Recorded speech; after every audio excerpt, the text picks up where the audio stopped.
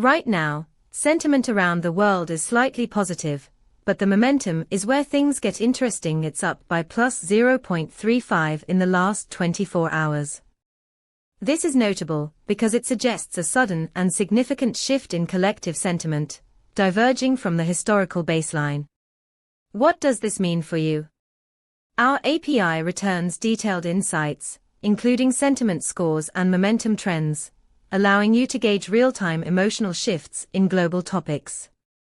Imagine integrating this into your application to trigger alerts when sentiment spikes, helping you to capitalize on emerging trends before others catch on.